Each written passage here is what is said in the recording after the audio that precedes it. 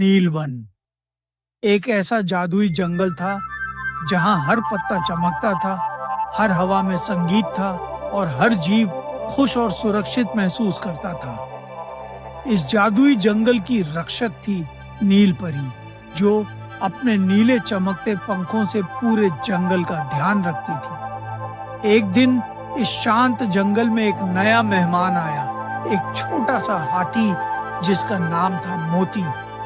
मोती बहुत प्यारा था, लेकिन वह अक्सर उदास रहता था क्योंकि उसे लगता था कि वह बाकी जानवरों जितना सुंदर नहीं है।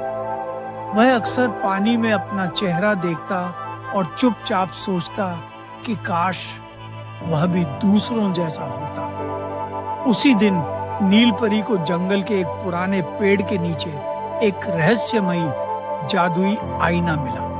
वह कोई साधारण आईना नहीं था, बल्कि ऐसा आईना था जो किसी का बाहरी रूप नहीं बल्कि उसके दिल की सच्ची सुंदरता दिखाता था। नील परी ने सोचा कि शायद यह आईना मोती की मदद कर सकता है, और वह उसे अपने साथ लेकर आईने के पास ले आई। जैसे ही मोती ने आईने में देखा, उसे अपना चेहरा नहीं दिखा, बल्कि उसने खुद को दूसरों की मदद करते हुए देखा। उसने देखा कि वह एक छोटे पक्षी की मदद कर रहा है, एक गिरे हुए पेड़ को हटाकर रास्ता साफ कर रहा है और अपने दोस्तों को खुश कर रहा है। यह सब देखकर भी मोती के मन में अभी पूरी तरह विश्वास नहीं आया और वह थोड़ा उलझन में था। तभी धीरे धीरे जंगल में एक अजीब सी धुंध फैलने लगी जो सब कुछ ढकने लगी। यह था धुंधराज,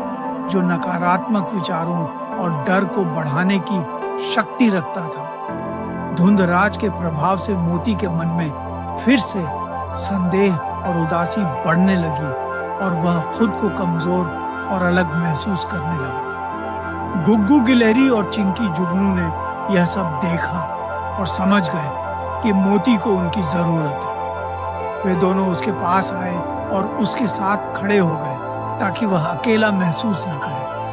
नील परी ने मोती को फिर से आईने के सामने खड़ा किया और उसे ध्यान से देखने के लिए कहा। इस बार जब मोती ने आईने में देखा तो उसने खुद को एक मजबूत, दयालु और आत्मविश्वासी रूप में देखा, जो दूसरों की मदद करता है और सभी के लिए महत्वपूर्ण है। धीरे धीरे उसके चेहरे पर मुस्कान आई और उसने खुद को वैसे ही स्वीकार कर लिया जैसा वह था।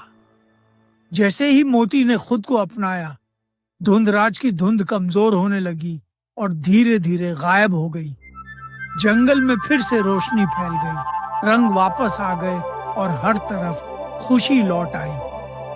अब मोती पहले से ज्यादा खुश था क्योंकि उसे समझ आ गया था कि असली सुंदरता बाहर नहीं बल्कि उसके दिल और उसके कर्मों में है। सच्ची सुंदरता हमारे दिल और हमारे अच्छे कर्मों में होती है। जब हम खुद को स्वीकार करते हैं, तभी हम सच में चमकते हैं।